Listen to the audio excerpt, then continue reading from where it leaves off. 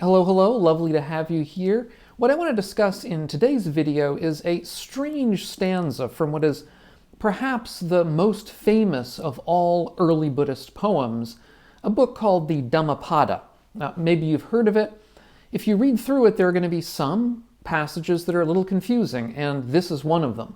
So what I want to do here is just read you the passage in a translation by one of the most prominent contemporary translators, Bhikkhu Sujato. And so the stanza goes like this: lacking faith, a housebreaker, one who acknowledges nothing, purged of hope, they've wasted their chance, that is indeed the Supreme Person. So what are we going to do with a stanza like this? Well, one way to approach it is just not to approach it at all, to sort of leave it aside or to try to dream up some possible reading of this that makes sense to us personally. But I think it would help us to actually look in a little more depth. And this is indeed, this stanza reveals one of the deep problems, I think, with contemporary or indeed any translations of texts from one language to another. That is, issues with puns and wordplay. Puns and wordplay are perhaps the nightmare of the translator, because there's really no way accurately to translate a pun from one language into another, or if there is, it's by sheer coincidence. So most of them are not going to be translated adequately. And that is indeed the problem with this stanza. Indeed, this stanza has been recognized for over 1,000 years as having two opposite understandings, two opposite interpretations, a good interpretation and a bad interpretation. And so what I want to do in this video is to look at this stanza in a little more detail to try to unpack some of what's going on in it. Now, to be clear, this is not work that I've done personally. I'm relying upon some wonderful scholarship out there. One is a paper by K.R. Norman, who is arguably the greatest Pāli scholar of the last decades. And another is a paper by Peat, who is, again, a wonderful scholar of the early tradition, who has also a short paper on this. I've got links to both of these down in the notes in case you want to read through them. In any event, this stanza, and indeed many stanzas in many different texts, can be confusing depending upon how the translator has decided to translate it. And indeed, this particular stanza can be translated in many, many different ways, and that's precisely the problem. So the one that I just read, the translation I just read for you by Bhikkhu Sujato, which is over on Sutta Central, it's an online repository of translations of early material from Buddhism. That is, again, it's a confusing stanza, and it seems kind of shocking. But an even more shocking translation is one alternate translation that's provided to us by K.R. Norman himself, this great scholar of the Pāli material, which goes something like this. And this is intended to be somewhat literal here. The man without faith, who knows no gratitude, who is a housebreaker, who has destroyed his opportunity, who is an eater of vomit, he is indeed the Supreme Person. Now, the point that K.R. Norman makes in his paper about this stanza is that the translation of it depends upon the translations of 5 different key words in the Pāli. And each of these 5 words can be given a bad reading, a reading that is nasty, or a good reading, a reading that is bright and beneficial. And so what K.R. Norman suggests is that when a reader or a listener would initially hear this stanza or initially read it, they would go through and interpret each of these 5 words in a negative light. They would interpret them as I've just read just now by K.R. Norman's translation. They would read it that way, that being perhaps the more natural way to read it, until they got to that last line, which claimed that all of these things were reflective of the best sort of person, the Supreme Person. And when they read that last line of the stanza, they'd be taken up, they'd be surprised. It would be a shock to them, because each of these descriptions doesn't seem on its face to be reflective of just such a person. So the reader would then go back and reread this stanza and realize that each of those 5 words had a different interpretation as well that could be understood positively. And if we reread it with these positive translations or understandings, we get a very different understanding of this particular stanza. And so this alternate translation, in other words, if we take it out of the Pāli into English, we can translate it these 2 different ways at least. So if we're going to translate it in the positive way, K.R. Norman says, he comes up with quite a different translation, something more along these lines. The man without desire, who knows the unmade, who has cut off the link, who has got rid of the occasions, who is an eater of what is abandoned by others, he is indeed the highest person.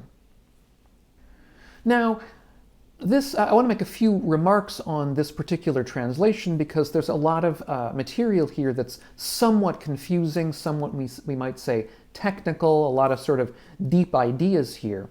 So to go through it, sort of description by description in just a little bit of detail, in the first thing we read, knows the unmade. Well, the unmade is an understanding of nirvana, where in some texts, nirvana is described as being unborn, unmade.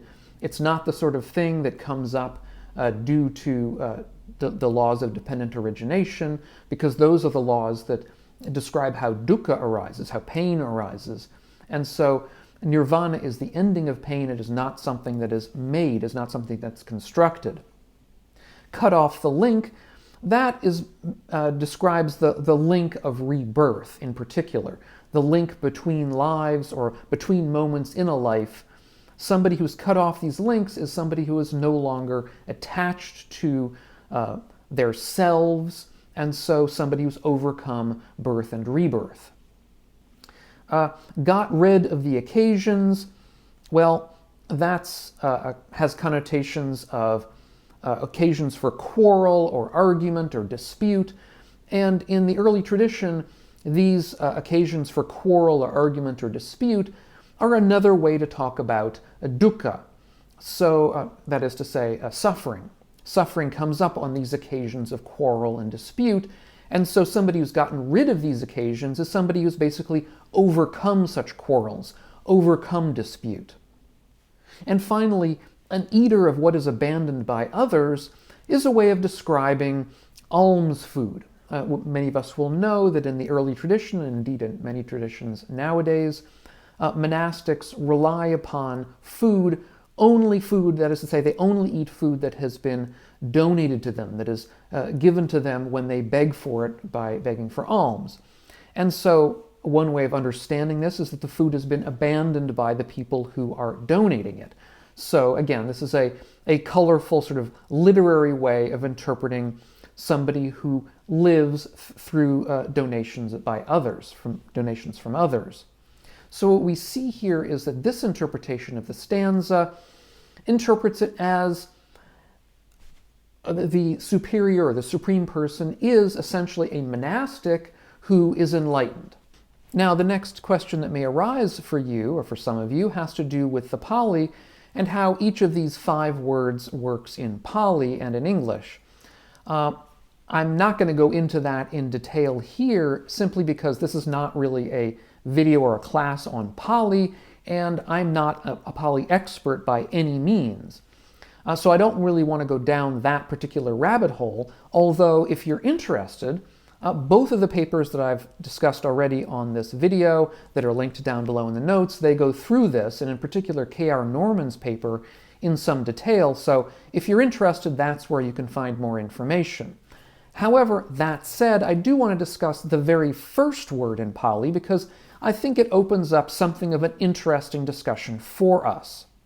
So the first of these interesting and problematic words is asaddho, which ordinarily in Pāli would mean without faith. However, K.R. Norman notes that there's a late Vedic Sanskrit term, shraddha, which has the connotation of desire. And he also notes that there is a Prakrit term, that is a term in a dialect of Sanskrit, saddha, which also means or has the connotation of desire. And understood in this way, then this term, asaddha, might mean desireless. Now, K.R. Norman notes that this connotation of desire is not attested in Pāli. It's not recognized in Pāli in particular, but his point is that even though we don't ordinarily recognize it, people at the time may have known it as a sort of a distant secondary connotation of this term. And if we do that, if we understand this term in that way, then asaddho, instead of meaning faithless, which is a negative connotation, has a negative connotation, might, we say, mean desireless, which has a positive connotation in early Buddhism. Again, this is one of these plays on words. Now, interestingly, the earliest translation of this stanza into Chinese was in 244, the year 244 of the Common Era, and that particular translation attests that term, that translation as desireless in that line, which suggests that the translator from the Sanskritic language that it was in into Chinese might have known about this sort of distant connotation of that term and used it to translate out. And that's interesting. Although it does not occur in other translations, at least it occurs in one, and it happens to be the earliest, which is very interesting. However, in my opinion, as well as the opinion of Pia Tan, the scholar I already mentioned, we don't necessarily need to go down that route to understand this first term as having a both good and bad connotation. Because the very term faithless can have itself a negative and positive interpretation from within early Buddhism. Now, the negative interpretation is perhaps to us pretty obvious. Faithless, within an early Buddhist understanding, can mean having no confidence in the Buddha, having no confidence in the Dharma, having no confidence in the Sangha. And as such, if we are faithless, again, faithless in quotes in an early Buddhist understanding, that's not something good, that's something that will not lead us down the right path, and it's something we want to avoid.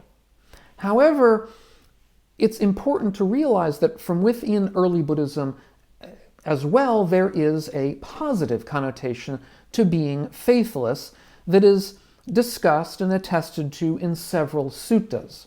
In one example, for instance, the Buddha asks his most famous, his right-hand disciple, the one who is preeminent in wisdom, Sariputta, he asks him a question. He asks, "Do you, Sariputta, have faith that the faculties of faith, energy, mindfulness, immersion, and wisdom, when developed and cultivated, culminate, finish, and end in the deathless, that is to say, in nirvana, in enlightenment?"